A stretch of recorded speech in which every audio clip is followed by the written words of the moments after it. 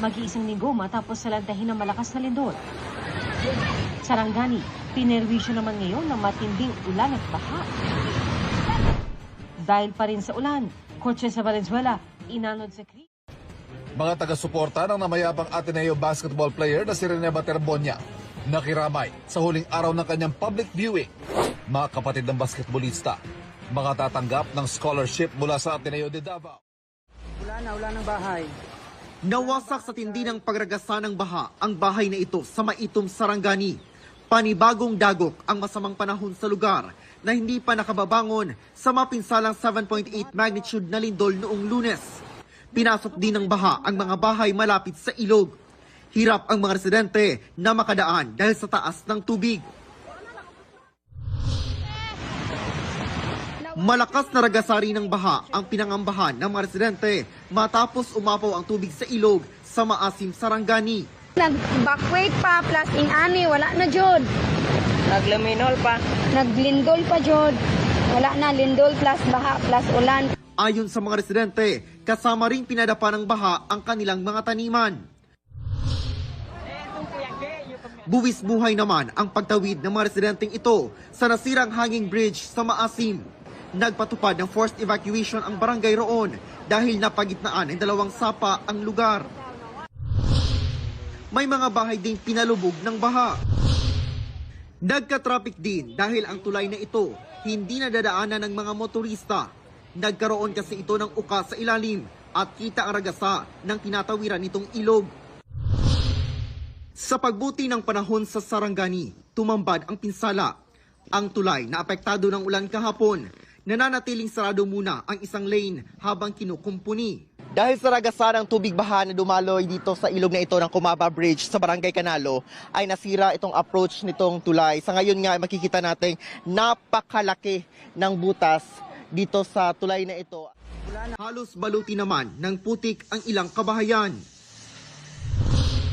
Ayon sa Pag-asa, easterlies ang nagpaulan sa bahagi ng Mindanao. Animoy may bagyo sa Talisay, Batangas. Bukod sa malakas na ulan at hangin, walang humpay rin ang kidlat at malakas na kulog. Namerwisyo rin ang ulan sa Metro Manila. Halos mag-zero visibility sa ilang bahagi ng EDSA. May mga bahagi ring nagkaroon ng baha. Ayon sa Pag-asa, localized thunderstorms ang nagdulot ng masamang panahon sa Batangas at Metro Manila. Trahedya ang sinapit ng lalaking pahinanting yan matapos maipit sa pagsalpok ng kanilang sinasakyang trailer truck sa isa pang trailer truck sa C5 Ortigas flyover southbound pasado alas 11 kagabi. Nakaligtas ang driver ng truck. Ayon sa driver, galing sila sa Antipolo at papunta na sana ng Santo Tomas, Batangas. At dahil dyan, Ivan, mga kapuso, matutupad na nga ni Rene Baterbonia ang kanyang pangarap na mapag-aral ang kanyang mga kapatid habang patuloy naman po ang pagdating ng mga nakikiramay kay Rene dito sa Davao City. Nang lumuwas pa Maynila, si Rene Baterbonia o Bobet noong June 4 para maglaro para sa Ateneo Blue Eagles. Bit-bit niya ang pangakong pagbubutihan ng pagiging student athlete para makaipon at mapag-aral ang mga kapatid. Pero ang pangako at pangarap na yan, hindi na makakamit matapos mamatay ni Baterbonia sa gitna ng team building activity ng koponan sa Dipakulaw, Aurora. Sa misang idinao sa public viewing ng mga labi ni Baterbonia kagabi, may inanunsyo si Ateneo de Davao University President Father Karel San Juan. 6 ng kapatid ay bibigyan po ng Ateneo de Davao University po ng scholarship.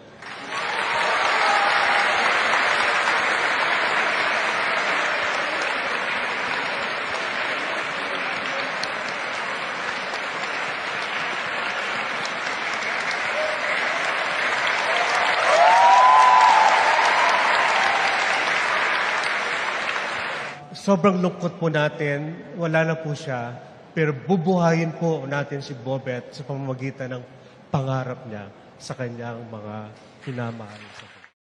Para sa batang atletang itinuturing na sports hero ng probinsya, ang pamilya Baterbonia patuloy ang hiling sa mga nakasama ni Rene sa training na magsalita. Sana naman the players na, 'di ba, second, yan yung the players should be given the freedom to speak, and the coaches as well, because yung una talagang hiling ng pamilya, yung mama, ang tagal namin kagabi, no?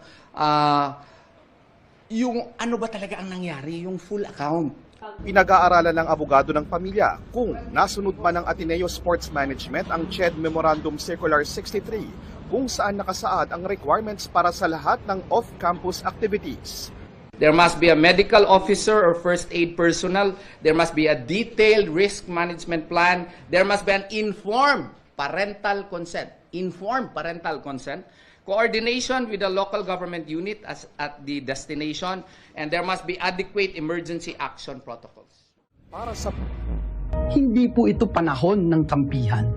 Bahagi ito ng video message ni Senador Joel Villanueva na ipinalabas sa worship service kanina ng Jesus is Lord Church. Siniguro ni Villanueva, dadalo siya kung magkakaroon man ng special session ang Kongreso.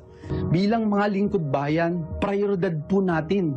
Dapat ang siguruhin na patuloy na nagtatrabaho ang bawat isa sa atin, lalo na ang Senado, para po sa ating mga kababayan.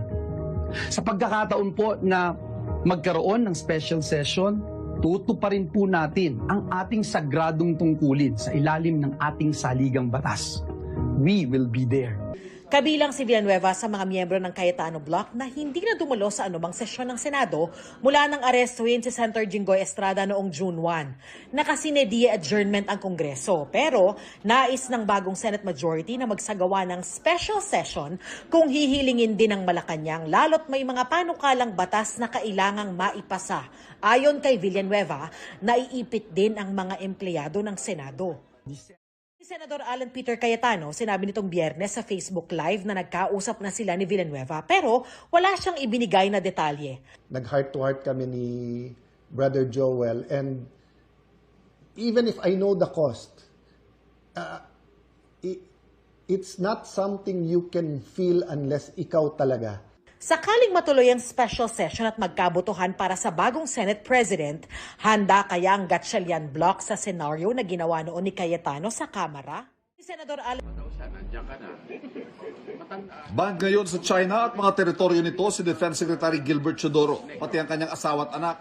Ayon sa anunsyo ng Chinese Foreign Ministry nitong Huwebes, dahil yan sa nila'y irresponsable niyang pahayag kontra sa China at pagsasabotahayaan nila sa relasyon ng dalawang bansa.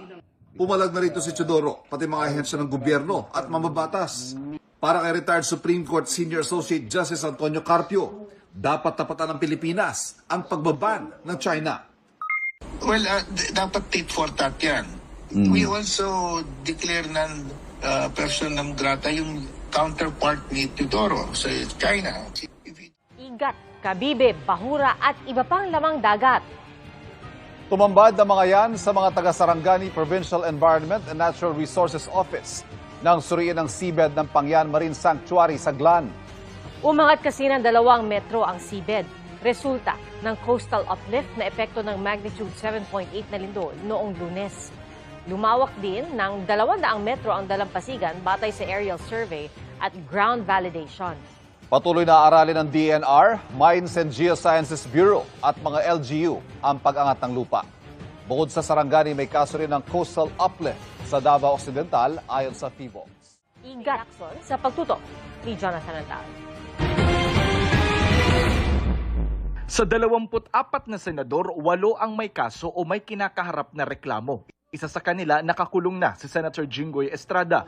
Sabi ni Ombudsman Jesus Crispin Remulla, 9 hanggang 10 senador ang iniimbestigahan nila sa plunder at iba pang paglabag sa batas. Sabi ni Senator Ping Lacson, kung mangyari man na umabot sa 9 na senador ang makulong at masuspinde, may posibilidad na hindi na matutuloy ang impeachment trial ni Vice President Sara Duterte. Alinsunod sa konstitusyon, 16 o 2/3 ng lahat ng miyembro ng Senado ang kailangang boto para makonvict ang isang impeachable officer. Noong Biyernes, pinalutang ng Senador Alan Peter Cayetano ang usapin na baka ibaba sa 12 sa halip na 16 ang kailangang boto para makonvict ang isang impeachable officer. Are we going to really have an impartial trial or aayusin at luto na to? Are we going to tell them the truth that dapat 16 to convict? Or babawasan ba natin ng 6 na senador para maging 12 na lang? Medyo deviation. Ako and some members, nag-i-stick kami do sa 16 Noong Biyernes, ang kukontrahin nila ay kung iuurong ang petsa ng paglilitis para lang hintayin sakaling masuspinde ang ilang senador na may isasalang sa paglilitis ng Sandigan Bayan. Kahapon, inilunsad sa isang eskwelahan sa Quezon City ang isang Citizen Watch campaign na layong ipaalam sa publiko ang mga pangyayari sa impeachment court. Prosekusyon